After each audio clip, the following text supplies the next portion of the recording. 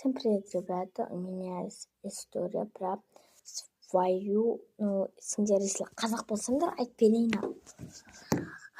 Мен мысалға сәлем достар, мен қазақпын. Орысша сөйлемеймін. Так что мен қазақ болсам қазақша историямды айтып берейін ал.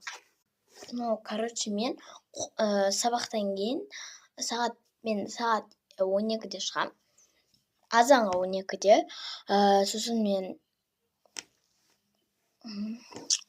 шыққаннан кейін сағат 3-те мен уже 15:00-де мен уже қосымшада боламын.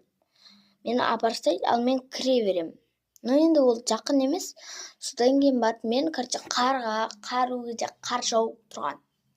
Соң аяқты былай қазір құлайын деп видео түсіріп жүргем ғой. Сол видеомды көріп қойып, бір историямды айтқым келген да. Солай болғанда, мен кіріп бара жатқанда аяғымды қағуға ұмытып кеткем ғой. Сосын бір қосымшада бір қасымда отыратын қыздар ма білмеймін.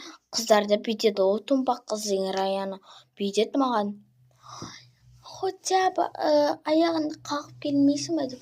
Мен бұлай қараймын да, бүйтем. Ачамын күтсем ғой, бір тупой адам екенсің деп. Мен бүйткем ғой, қадың аузыңды жапшы, сен вообще құқың жоқ мені олай мазақтауға деп. Сондай болды да. Сондай история болды. Келесіде тағы да бір история. Если есің келсе, тогда менің аккаунтыма кір. Мен саған комментарийға өз номерімді жазам. Өтірік айтам, топастар, мошенник болуы мүмкін біреулер. Қазір енді мен мынаумен жүрмін. Жаным.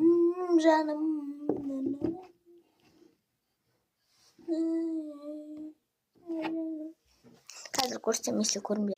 Жаным. Мамаң бая каблукыда енді. Соны уже маған сеткен, прикиньте. Неге барлығы бұлай түсірмейді?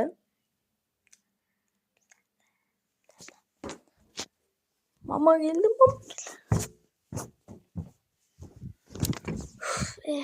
ладно. Всем пока.